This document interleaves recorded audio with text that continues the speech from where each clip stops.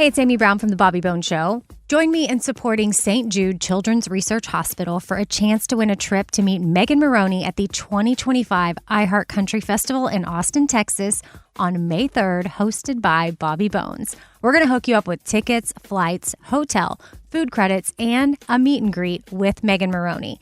Take action now to support St. Jude and help cure childhood cancer, and you're going to be entered for a chance to win. Visit iHeartCountryTrip.com to learn more. Step into the world of power, loyalty, and luck. I'm going to make him an offer he can't refuse. With family, cannolis, and spins mean everything. Now, you want to get mixed up in the family business. Introducing The Godfather at ChumbaCasino.com. Test your luck in the shadowy world of The Godfather slot. Someday, I will call upon you to do a service for me. Play The Godfather now at ChumbaCasino.com. Welcome to the family. No purchase necessary. VGW Group. Void where prohibited by law. 21 plus. Terms and conditions apply.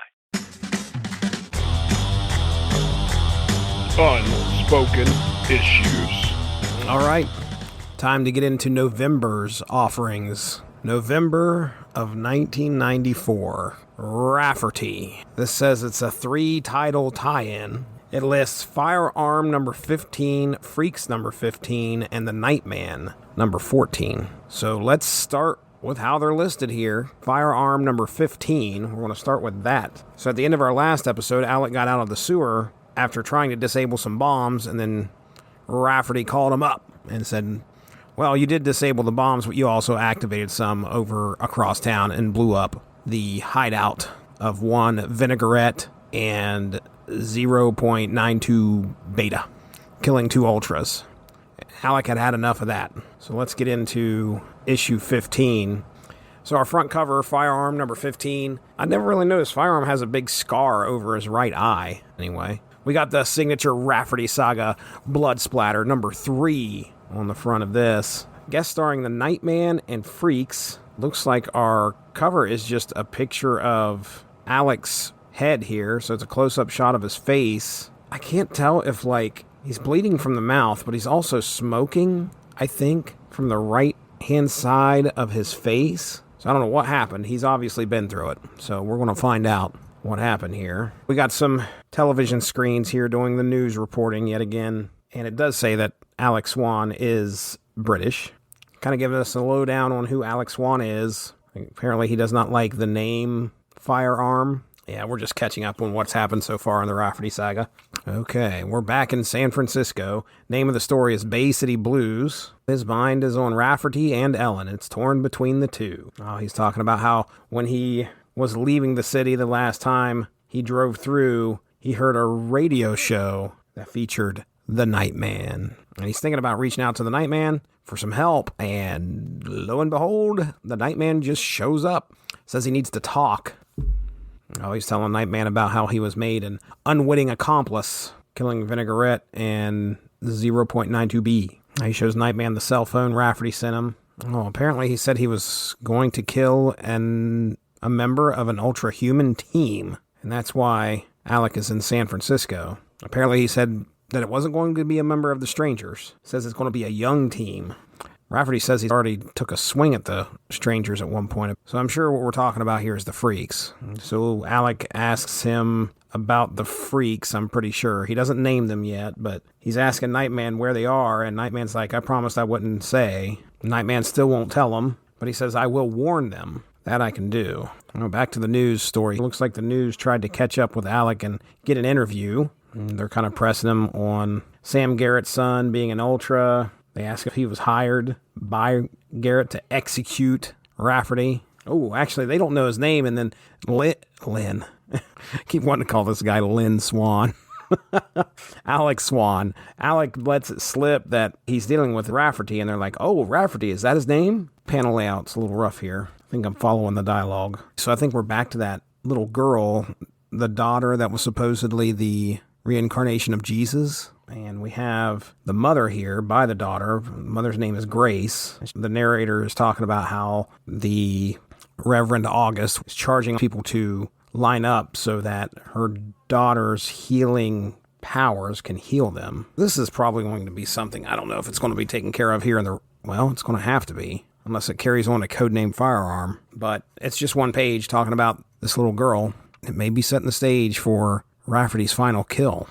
So Alec is out on the streets, realizing he doesn't have too many clues. He's kind of upset about Nightman acting the way that he did. His mind is wandering. He loves the city, San Francisco, and Ellen. Alec gets a phone call on his cell phone that Rafferty gave him. Rafferty tells him, I need you to go to the Sutro Towers. In 1 hour, you'll meet my target, then, and me. Sutro Towers looks like a large radio tower. As Alec is waiting for Rafferty to show up, sure enough, there he is. Big full-page splash, not wearing his mask this time. Has his knife and what appears to be a mace, and just wallops the crap out of Alec from behind his head. Oh, he's beating the crap out of him. Rafferty just beats him with this mace. It looks more like a nightstick with studs on the end of it. And he just hits him over and over and says, fire at will, try to kill me, please, I dare you. He's bleeding from the top of his head. But he did tell him, I want to kill one of the freaks.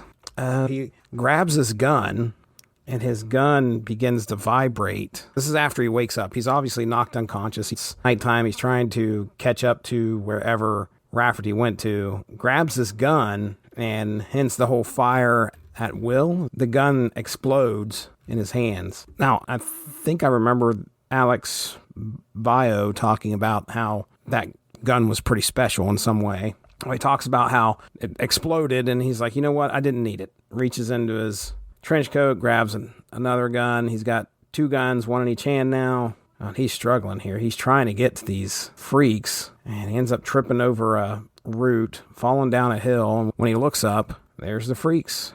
All right, listen, if you want to enjoy the full effect of this story, don't read any further yet. Read Freex number 15 and then Nightman number 14 first for the rest of this tale, and then come back here to finish off this issue's epilogue on the whole thing. If you want to be a prat and skip ahead to the rest of this issue, that's fine by me, but all you'll do is ruin the ending for yourself. You've been warned. Okay, James Robinson just laid it out there. I need to go to Freex number 15. This is the first time I've ever seen a comic book tell you in the middle of the comic book to stop reading. Do not read to the end of the comic book and go find 2 other issues and come back. I've always seen it at the end of an issue where they've said, make sure to pick up this issue and then be back for next month to read the next issue of this. Now, this is the first time I've ever read it where it's done it in the middle of an issue. So we're going to stop. Let's go grab Freex number 15.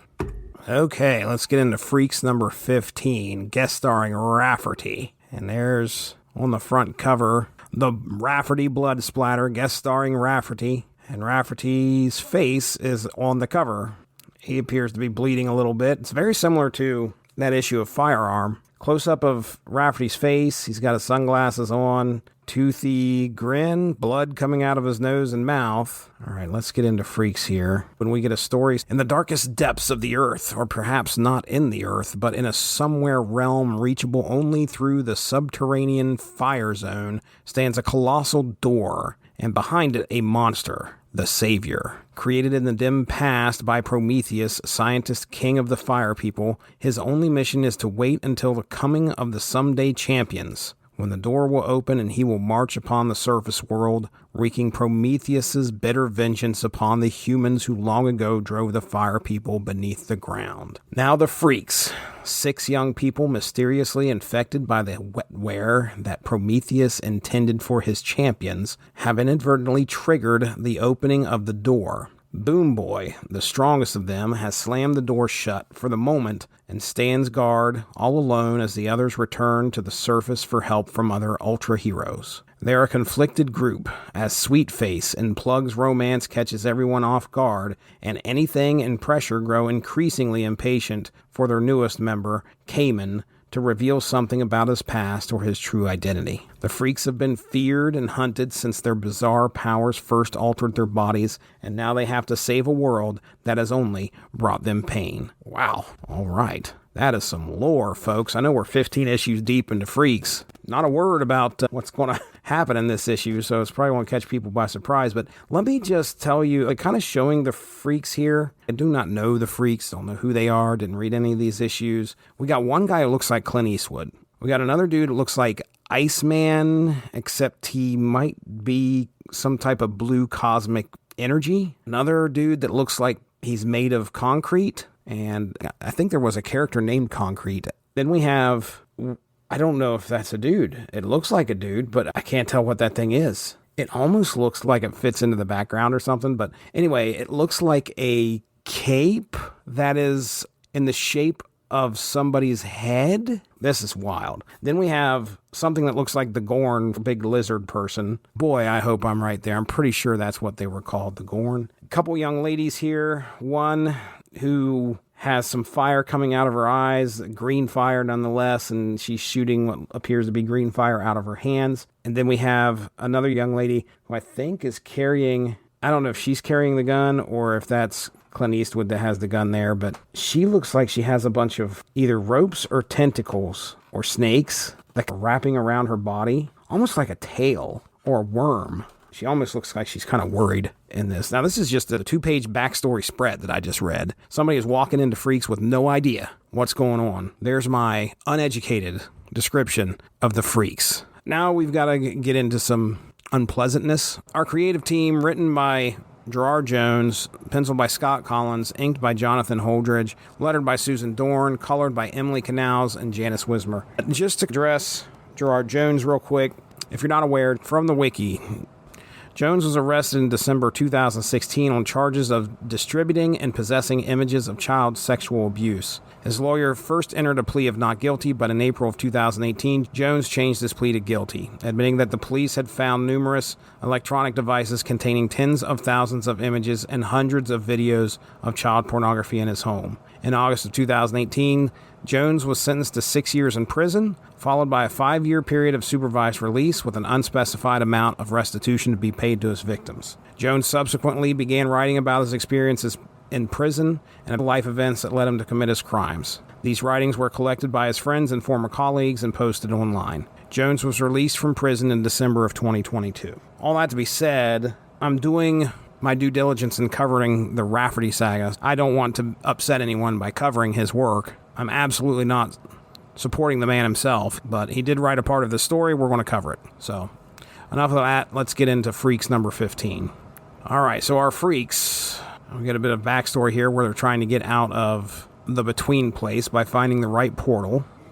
Go through a portal, and they end up in a cave in San Francisco. And you can tell as they come out of the cave, there's that radio tower that we saw in the previous issue. So Cayman must be the lizard guy I was talking about. It looks like one of the members, Plug, looks to go and find Nightman. Wants to tell him about the threat of the Savior, a giant programmed with the rage of a long-dead genius to destroy the world if his underground prison is ever opened. Plug is going to go use this radio tower. Plug must be the Iceman guy I thought I saw at the beginning here.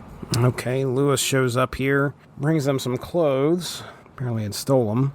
All right, as Plug is coursing through the digital airwaves, he learns about Firearm on Rafferty's trail. No trace of Nightman. They call that guy Old Man. The guy looks like Clint Eastwood. They just call him Old Man. Old Man's going to shoot some squirrels for supper. All right, some new kid shows up. Says he's been living on the streets. Says he needs help. Interesting. So he's kind of telling him his story, and the narrator is talking about what he is saying. Big fights over a girl they said was bad for him. Love overpowers me. It's the only true thing I've ever found. Someday it'll either save me or fry me alive. And over a change that he's afraid to tell anyone about. Drugs, Angela asks, or are you gay? He doesn't answer. He says he left, hoping there were others like him out there, but he's been taught not to trust, not to leave himself open. Okay, so he's a Freex. He's a Freex, just like them. So they're arguing about allowing him to join them. Ooh, but he says, but if I'm really going to take the chance and trust, maybe I should explain about that change I went through. Look at that. It's Cayman, lizard guy. All of this was a demonstration to try and get them to accept him for who he is.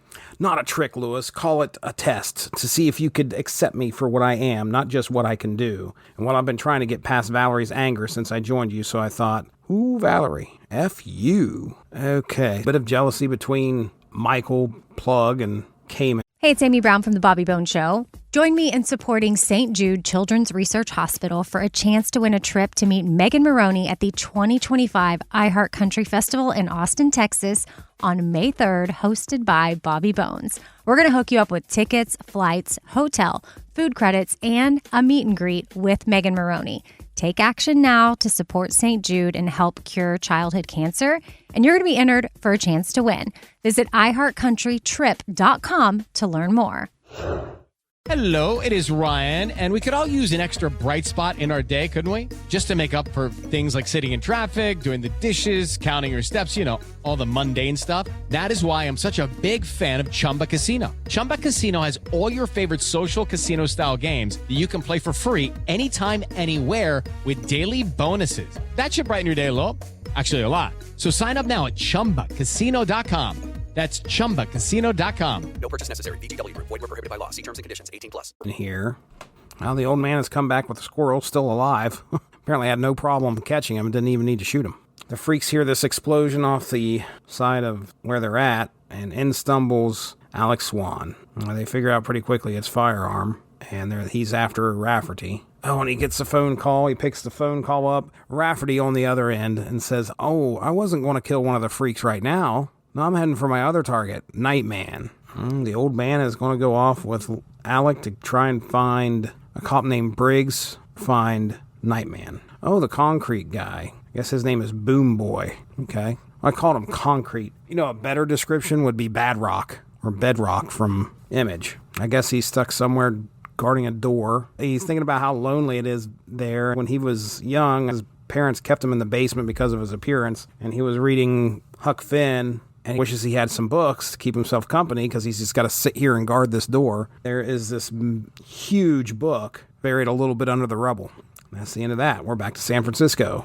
And they are visiting Detective Briggs trying to find Nightman. And we switch to Rafferty, who is in a hotel. I want to say he's in some type of hotel because there's a big sign outside that says hotel. And somehow he has 9 TVs. Each one of them is a camera placed somewhere watching a member of the Freex. Rafferty has sent in his strike team. They're attacking the Freex now. I think that one girl is made up of worms or tentacles. That plug is going to go in through one of the strike team's radios and find Rafferty. Okay, it looks like the rest of the Freex have took out the strike team. Plug, meanwhile, is going through the electronic pathway. He says, confused, losing the trail, got to keep myself together, fixing on Rafferty. And then there's a large zach sound, and he yells, "No!" Oh, here comes Rafferty. He is on the trail of the Freex. And Plug's finally coming out of the electric lines. So Michael has had this premonition that something's going to happen to Cayman. As he jumps out of this transformer, he takes off running, trying to get to the Freex, and he yells, "Cayman!" The Freex turn around, and this crossbow bolt comes out and right into Michael's chest. Plug is dead. The Freex are horrified. Angela lays down, cradling him as he dies in her arms on the ground. And that is the end. Rafferty got one of the Freex, just like he said he would. So now we've got to go to Nightman number 14.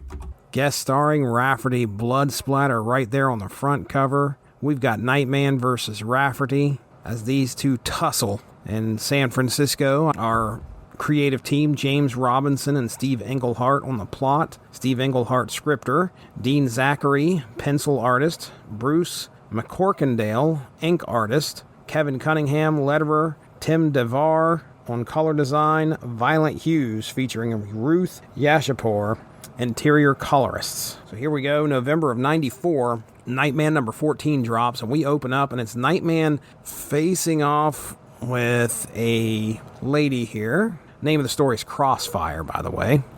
The lady's name is Nerone, and I can't tell what type of power she has. She's got some glowing hands. Nightman's trying to avoid her altogether and ends up tying her hands together.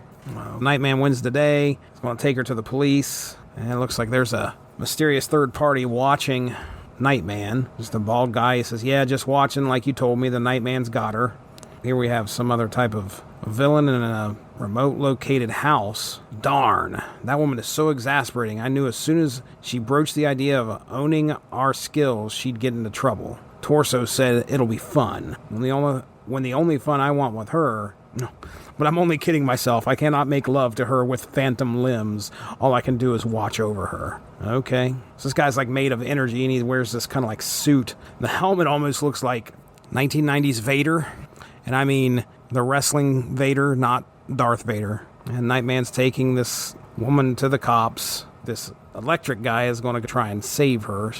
And Nightman picks up a payphone, calls the lieutenant, and says, I've got Nerone of TNT. Oh, and there's Rafferty showing up with his knife, slashing, taking a big slice into the abdomen of Nightman. One thing about Rafferty, he does like to use the term howdy. And I can't tell if he's like this jokester or whatever. A lot of times he is making quips. So he jumps in here, hello, hi, howdy, Rafferty. We then cut to some dude in a red suit. He says, I am Theodoric, king of the Visigoths. Okay, so this is a time-displaced warrior. I am 1,500 years from my world. I am a king with nothing, not even a body. I'm a ghost in a machine. He sees a car and he's like, what is this? Oh, Tech Knight. Wait a second. Tech Knight. That's what I thought. Tech Knight was like the Batman analog, I think, of the boys. Interesting. So this little gremlin type guy shows up and says, hey, I'm Biter. You're wanted. Come on, Tech Knight. And he takes them to a large warehouse where there is a huge super team sitting here. I am the Pilgrim, a man on a voyage of self-discovery, a man who will destroy the strangers. And I want you to become a part of my army. Okay. All right, so these are villains. And this guy's making a pitch to Tech Knight. He says he's placed 7 bombs around San Francisco, will wreak chaos on the city. And when that happens, he's going to rise and assume the power the strangers now have, which should have been mine all along. Interesting. Tech Knight says no thank you. Who is this girl? So some girl's outside and watches as Pilgrim comes out of the warehouse. And she says, Biter took that Tech Knight into the warehouse and the Pilgrim came out. I've solved the mystery. That's electrocute. Next panel says, anybody who reads Their Strangers knows why electrocute's here and what mystery she thinks she solved. Which better mean you, bub or bubette. Well, everything comes to a glorious climax next month in the first ever 50-page Nightman special, guest starring The Strangers. Okay, interesting. Cut back to Nightman. He's waking up. He's surrounded by what appears to be Rafferty's team. Rafferty, as I've contacted Alex Swan, he should be here within 10 minutes, and I'm interested to see if you can live that long. If you can, the woman lives too. Well, Nightman's been out for about 2 hours. And he's already he's got a ninja star to the hand. He's just trying to hold off this strike team by himself. He's getting his butt kicked. He's holding his own, though. He's bleeding a lot. Too much blood lost. Every few panels, it counts down. 6 minutes, 7 minutes. Now he's on the ground and somebody has a sword to his head. Finish him. On just that, strike team member pulls the sword up. There's the old man, and Firearm has showed up. And they're finally turning the tables. They're trying to find Rafferty, and they find what appears to be like a... It's fun to look at 90s comics and watch them use modern technology. A lot of times when it comes to comic books in the 90s, that technology that they use is really fantastical. It's out there. It's futuristic. But this, I am not kidding, guys, is a little Roomba that can hover. And it even has Rafferty's brand of a heart on it. It's gold tooth with the heart. What cracks me up about this is Rafferty's been off in the distance, barking, hey, you've got 10 minutes to blah, blah, blah, the girl lives, whatever. But he hasn't been seen. They finally find this thing as this hovering Roomba, hover Roomba is what I'll call it, is there with what appears to be an antenna, which makes sense. I assume this is some type of speaker, and there is a tape recorder, like one, it almost looks like a Walkman on top of it. There's a place for a tape, a remote control tape recorder, as Firearm calls it, and he blows it to smithereens. That is one of the most interesting pieces of futuristic technology I've seen in a comic book. Like, they were like, okay, I mean, we're still going to be using tapes, right? Right.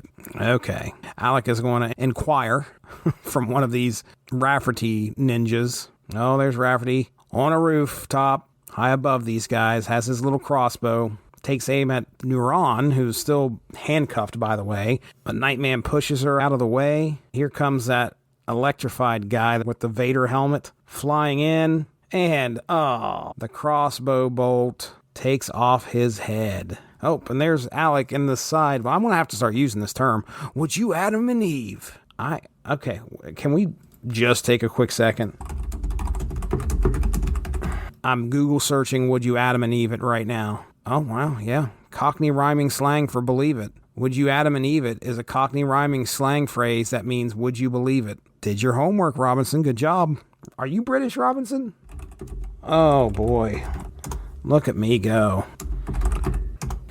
Of course you are. I'm an idiot. James Dale Robinson is a British writer of American comic books. Look, I'm just a simple Appalachian over here. Pay me no mind. I'm just a good old boy, never meaning no harm.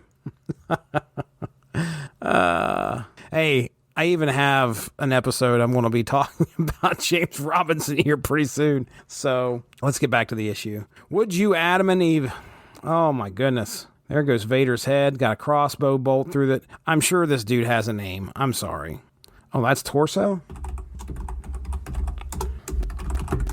Back to writeups.org. Torso has no limbs, either from birth or due to an accident. He can, however, generate ghostly, luminescent, imaginary limbs that have great speed and power. Many amputees feel ghost limbs. Torso can make them real by an effort of will. Well, that's sad. Torso got killed. Oh, and here comes Cayman carrying Plug. There's the two victims. And Alex Swan feels the weight of everything right now. And sure enough, he gets a call from Rafferty. Hello, hi, howdy. Just try and guess where I am, and just guess what I have done. You trailed me to New York, you trailed me to San Francisco. I wanted you to think I was still in San Francisco for 2 hours longer than I actually was. But I've been in LA for that time. Alec, my friend, and I put the time to excellent use. It's the big one, Swan. I bagged the big one a moment ago. And that's it. We're going back. We've got to go back to Firearm number 15. Let's head back to Firearm 15. As we scroll through to find the epilogue here, I bagged the big one. Wow, this is so strange going back to a comic book where these other two comics have occurred in between these pages. It's very strange. A moment ago, I murdered Prime. Oh, wow. So Alec is telling the Freex and Nightman, I'll find this guy. I'll take care of him. He says he has one other thing to do in the city. He goes back to the hotel, uses the phone. Says, I have to do this now while I have desperation and sorrow giving me the courage to. I have to. He's calling Ellen. He finally confesses his love. I love you, Ellen. I love you. She was worried he was calling to dump her.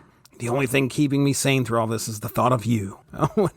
Over the phone, he asks Ellen to marry him. And she comes back with, oh, Alec, of course I will. And he's crying. Next issue, The Origin of Rafferty. My goodness, folks, we have been on a journey. A 3-issue journey. This is probably going to be the longest leg of this journey that we have been on. Our creative team, James Robinson writer, Mike Edsey penciler, Mike Christian inker, Sue Dorn letterer, Scott Collins cover artist, Robert Alvord color designer, Malibu Pack Rats on interior colorists. There you go. Wanted to make sure I got that in there for Firearm number 15. Rafferty, you scoundrel. We end up in these 3 issues with 2 more Ultras dead, Torso, and Plug.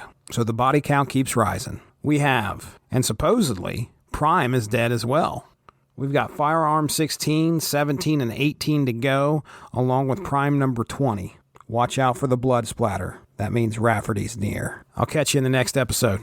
Thanks for joining us. Unspoken Issues is part of the UnspokenDecade.com, the home for 90s comics, blogs, and podcasts. Unspoken Issues also has a Facebook group you can join if you are interested.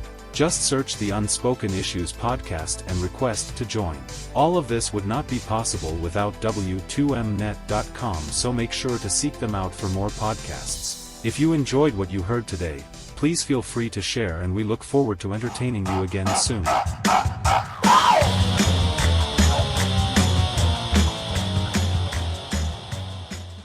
Hey, it's Amy Brown from The Bobby Bone Show. Join me in supporting St. Jude Children's Research Hospital for a chance to win a trip to meet Megan Maroney at the 2025 iHeart Country Festival in Austin, Texas on May 3rd, hosted by Bobby Bones. We're going to hook you up with tickets, flights, hotel, food credits, and a meet and greet with Megan Maroney.